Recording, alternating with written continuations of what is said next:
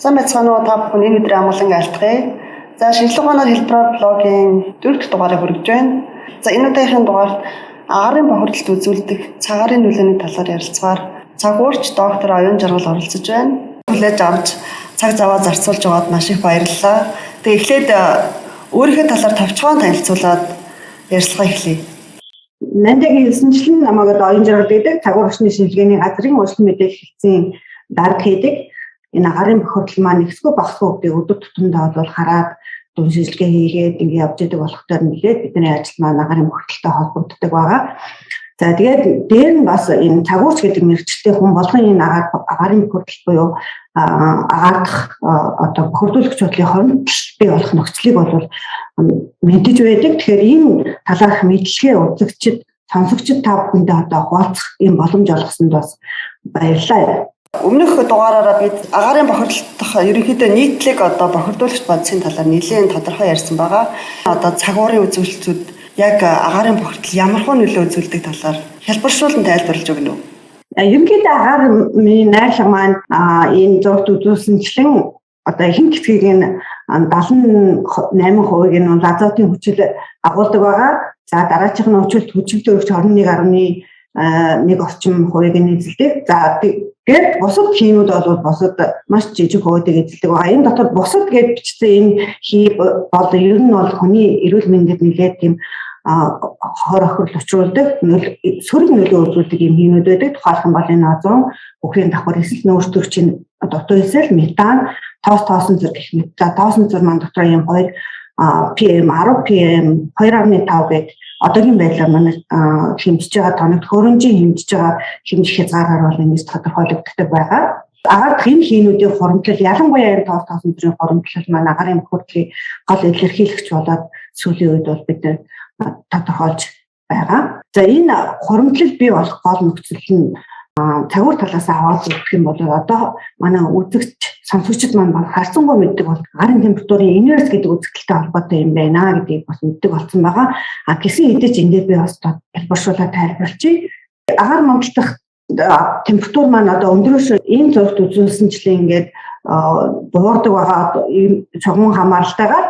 За энэ бол ерөнхий эрдийн цагаарын нөхцөлчүүд. Гэтэл зарим тохиолдолд энэ одоо буурах ердийн явц маань ийм онцгой нөхцлөөр болж өөрчлөгддөг. Өөрөөр хэлбэл энэ дээшээ буурч явж яснаа эргээд ингээд дулаах нөхцөл бүрдсэн энэ нөхцөлийг бид нар бол агарын температурын инверс буюу агарын температур одоо уруугаар одоо хүүтэх ёстой байдал дулаараад явж байгаа энэ үзэгдлийг инверс гэж нэрлэдэг байгаа. За энэ инверсийн давтагдал нь бол өвлийн улиралтай хамгийн их байдаг. Ер нь аль ч одоо дэлхийн хойд хагас бөмбөрцөд ялангуяа энэ нөхцөл бол ажиглагддаг. Энэ бас юутай холбоотой байдаг гэхээр газрын гадарх өвлийн улиралтай илүү хүрдэг. Өөрөөр хэлбэл газрын гадаргын дулаан багтаамж, далайн дулаан багтаамж хоёрын ялгаанаас болоод газрын гадарга илүү хурдан хүрдэг. Үүнтэй холбоотойгоор бол газрын гадарга дээр энэ Азийн эсрэг циклон гэдэг зүйл тогтдог байгаа. За энийг дараагийн слайдн дээр арай дэлгэрэнгүй тайлбарлачих. За дээр нь тэгээд энэ Азийн эсрэг циклон тогтдогтой холбоотойгоор өвдрийн улиралд бол инверсийн үзэгдэл хамгийн их манай орны хувьд бол 71-ээс 85% болж ихсдэг байгаа. За инверсийн давхрын зузаан өвлийн улиралтай бол 800 м хүртэл зузаан болж ажиглагддаг юм тохиолдлууд бас гардаг байгаа Монгол орны нөхцөлд. За одоо инверс дэлхийн бөмбөрцгийн хойд хагас бөмбөрцөд ерөнхийдөө ингээд нийтлэг өвлийн улиралд ажиглагддаг гэж байна тийм. Тэгэхээр Монгол орны бас нийт нутгаар бас ерөнхийдөө нэг 800 саяны зузаантай адилхан гэсэн үг үү? Эсвэл ганцхан Улаанбаатарын хотгор дотор ингээд байна уу? Үгүй. Яг Монгол орны нийт нутгаар ялангуяа одоо уудаархын бүс нутагта ер нь нам дор газар ч гэсэн ажиглагдана шүү дээ. Гэхдээ энэний бас нэг жишээг нь хэлэх юм бол Лондонд бол яг инверсийн үзэгдэл бас ажиглагдсан шүү дээ. Гэтэл Лондон бол манай Монгол шиг тийм өндөр уудаар хурлагдсан юм газар биш шүү дээ. Манай зүүн талын гэтэл тэнд инверс ажиглагдаад нэг Лондонгийн 1962 оны үед аюултай тохиолдол ажиглагдсан шүү дээ. Тэгээ тэрнтэй адилхан бүх нутгаар ажиглагддаг гэсэн үг. Харин Улаанбаатар хотын хувьд бол арай тэрэн дээр нэмэгдэх гол онцлогуд бас байгаад байгаа. За энийг дараагийн слайдд бас гараад явчихна.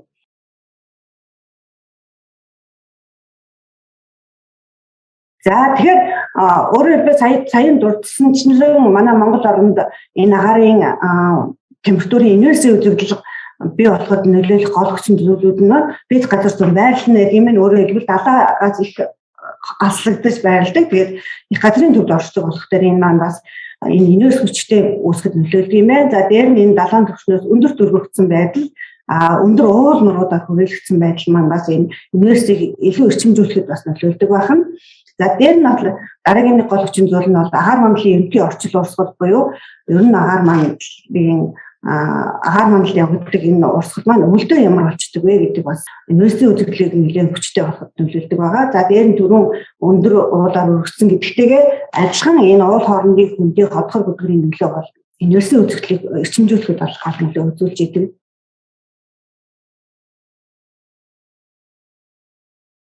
Агаар мандлын ерөнхий орчил урсгал гэдэг нь яг усны урсгалтай адил энэ дэлхийн хэмжээнд буюу энэ гаригийн хэмжээнд ийм урсгал агаарын урсгал маань явж идэг. За энэ урсгал маань тухайлбал голд ч гэсэн харахад ийм хуйлгаанууд бол байдаг шүү дээ голын урсгал дээр. Тэгэхээр ийм шингэнд ажиглагддаг энэ хуйлгаа хүртэл агаар мандалд маань том хэмжээстэйгээр бас ажиглагддаг байгаа. Энэ хуйлгаануудын нэгэн төрлүүд бол их дарлалтын орон буюу антициклон, бага дарлалтын орон буюу циклон гэсэн ийм хоёр хэлбэртэй нэрлэдэг байгаа. Энэ хоёр маань хоорондоо юугаар ялгаатай юм бэ гэхээр эргэлт нь нэгдүгээрт өөр.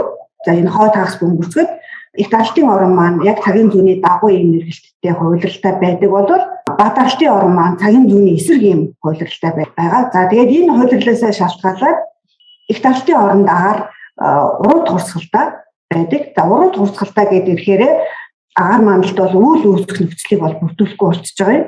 За дээр нь энэ бол агаар ийм урсгал бол нэлээд тийм доктортой салхины хурд бага байх нөхцлүүдийг бас бүрдүүлээд өгдөг. За энэ бага дарлалтын оронд болох дээр эсэргээрээ нэлээд ийм эрчимтэй өксөх урсгал бий болдог. За энэ өксөх урсгалтай холбоотойгоор агаар мандалд үйл үүсгэх процесс маань ажиглагддаг байгаа. Тэгэд үйл үүсгэх процесс гэдэг ихээр үйл маань яг агаар мандалд ажиглагддаг маш олон төрлийн цагаар үзэгдлүүдийн үндэс суурь нь бол үүсэл гарал нь болдог. Тийм учраас хэрвээ бага дарлалтын орон үүсээд ирэх юм бол нөгөө салхи, бороо, хур тундас гэсэн ийм үзэгдлүүд маань ажиглаад ирэх юм шүү дээ. Тэгэхээр энэ үзэгдлүүд ажиглагдаад ирнэ гэдэг чинь агаарын температурын инверс ажиглагдах нөхцөл байхгүй болоод ирнэ гэсэн үг юм байна. Яг үнэ тийм. За энэ зурган дээр би юу гэж үзүүлэх гэсэн юм бэ гэхээр тэр далаа их газар хоёр маань бас энэ эсэргээ байдаг шүү гэдгийг харуулах гэж дээр нь бас энэ өвлийн удирд энэ Монгол дээр энэ бол Монголыг харуулсан зураг. Монгол дээр энэ их дарлалтын орон ингээд нэлээд хүчтэй тогтоод ирэнгүүт номхон далаа Атлантын далаа дээр энэ бага дарлалтын орнууд илүү хүчтэй тогтоод ирдэг. Өөрөөр хэлбэл энэ далаанууд дээрх агаар маань илүү дулаахан их газар дээрх маань хүүтэн болоод ирэхээр их дарлалтын орон мод илүү өрчимжээд ирдэг байгаа шүү гэдгийг бас. Тэгэхээр даралтын орон гэдэг нь яг хэдэн метрийн өндрийг ярьж байгаа бол энэ бол газар орчмын даралтын орны тухай ярьж байна. Тэгээ яг далайн түвшнээс 1000 метрийн өндөр.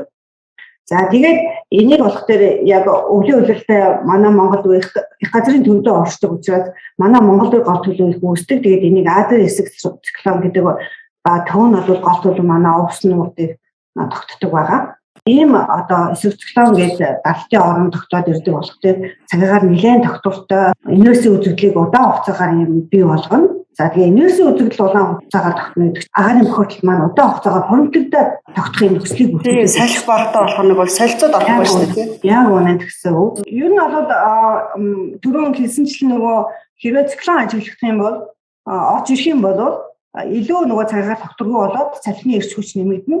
За тэгснээрээ энэ нөгөө хотхор хөндөй энэ нөгөө хүүтэн нуурныг маань одоо сарниулаад алга болгочих ийм хүчтэй зүйл маань циклонд байгаад байдаг. Тэгэхээр энэ циклоны давтагдал бол манай Монгол орны хэмжээнд Улаанбаатар хотын хувьд бол өвлийн улиралтай нэг 7-8% удаа байдаг байсан. Харин сүүлийн жилүүд бас харьцангуй уур амьсгалын өөрчлөлт дулаалаас үүдэлтэйгээр харьцангуй их болж байна. Ялангуяа одоо сүүлийн энэ нэг сар бол айгүй их циклонлог, айгүй их хотслог нэг сар болж өнгөрч байна. Тэрнтэй холбоотойгоор бас харьцангуй байн нөгөө агаарын бохирдол маань гайгүй сарнаа давлаг болчиход.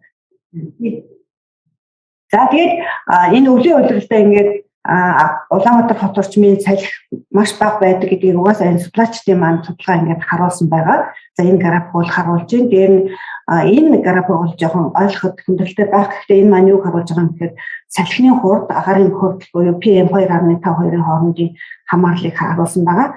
Бохирдол багтаа нөхцлүүд бол салхины хурд ихтэй нөхцлүүд энэ бүргийн юугаар илсэн байна. Цэгүүдээр за бохирдол ихтэй нөхцөлд болох дээр энэ салхины хурд багтаа энэ хар цэгээр илэрхийлсэн цэгүүдийг бол харуулсан байна. Тэр эндээс бол салхины хурд агаарын хурдтай шууд хамааралтай юм аа гэсэн. Юу нь шууд биш эсэргээрээ яг бидний хэлдэг мэржлийн юугаар болоод судлаачдын хэлдгээр бол эсрэг хамааралтай гэсэн тий уруу хамааралтай гэдгийг бол энэ графикаас харж болно. Салхи бага бах тусам л агаарын бохирдол их илүү олон хоригдлогдоод байна шүү тийм үү? Яг үнэ тэгэхээр энэ уруу хамааралтай гэдгийг энэ графикаар ингээс харуулж өгсөн байна.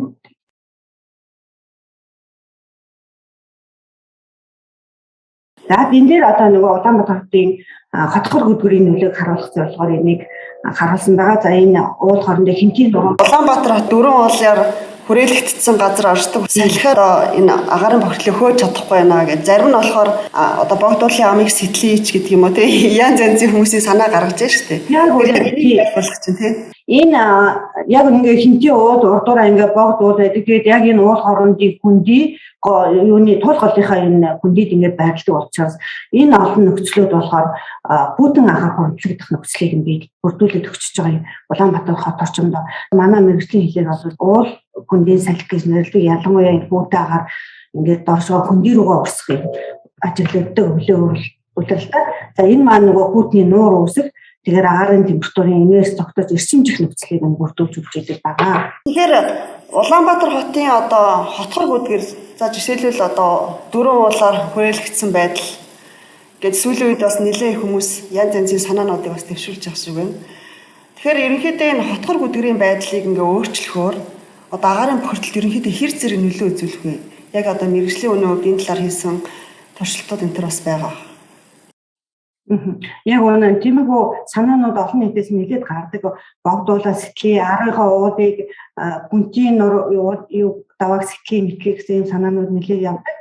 Тэгэхээр энд хариу өгөхөөс манай хүрээлэнгээс бас энэ загварчлалын хүмүүс маань судалгаа загварчлал хийж үзсэн байгаа. За энэ графикын дээр бол яг тэрний үр дүн харуулсан байна.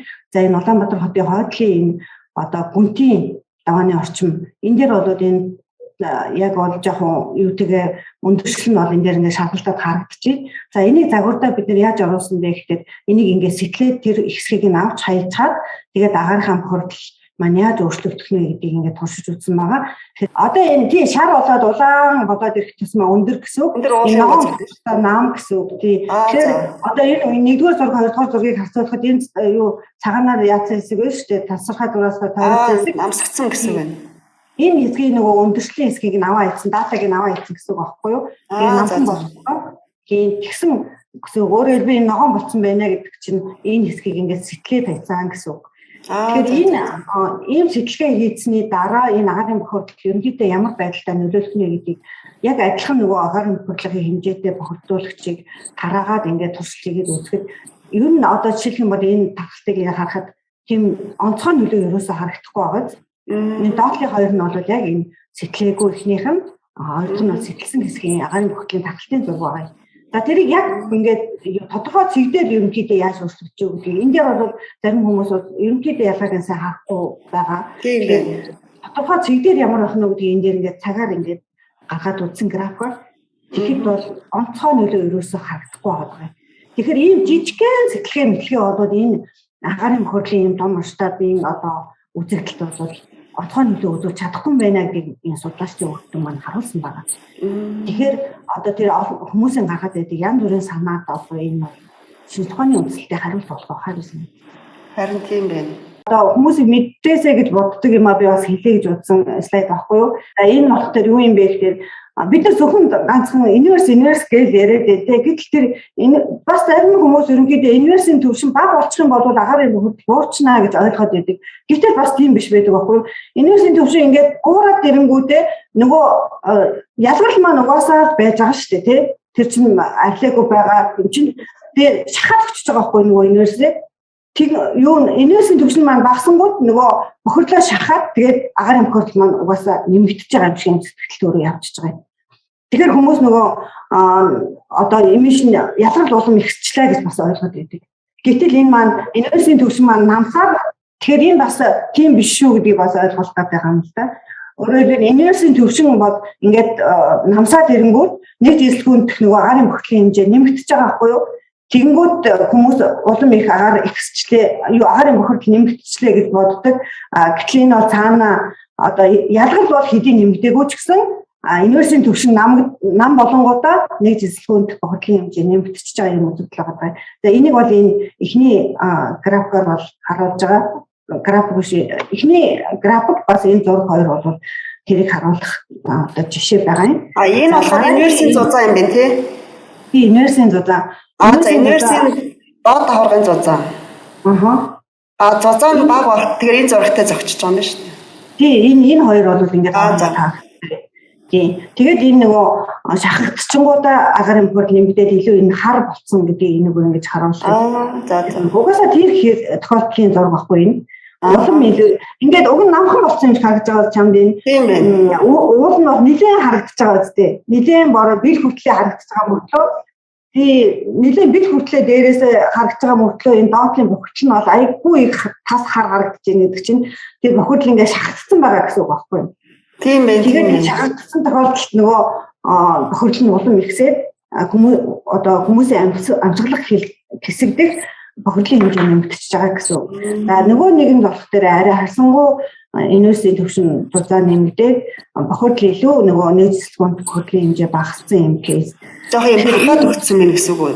Яг үнэн гэсэн үг, тийм тагцсан мэн гэсэн үг. Гэсэн хэдий ч бол ер нь энэ нийцэл бохирдлын хэмжээ хэвээр байгаа ч гэсэн энергийн төвшин маань нэлээд ингээд өндөрсөө төгссөн болох дээр агаарын бохирдол арай жоохон гайгүй болсон юм шиг харагддаг. Тэгэхээр одоо эхний дахин энерс баг байхад одоо агаарын бохирдол илүү доошоо эсвэл одоо биднэртэй илүү ойрхон болж ирж шүү дээ тий. Яг үнэн. Доошоо шахагдаад тий. Илүү шахагдаад тий хүний яг амьдрах одоо амьсгалах орчинтой ойр болоод байна. Тий амьсгалах төвшөнд илүү их бохирдолтой болоод ирж байна л гэсэн үг тий. Зузаан байна гэх тэнгуүтэл айгүй их бохирдолтой байх юм шиг хүмүүс ойлгодог үгүй. Тий харин яг тэгж ойлгодог байхгүй. Үгүй тий. Тэгэхээр хүмүүс яг масаар бол юм гэдээ тэгж ойлгодог. Гэтэл яг юм дээр богино хугацаанд багч гисэн бас мэдлэг олгосон байх гэж бодож байна. Буцтаа бас мэдлэгийг дамжуулаарай. Дуу хоолойгоо бас хүргэж байгаа юмыг илэрнэ шүү. Баяртай дараа уулзлаа.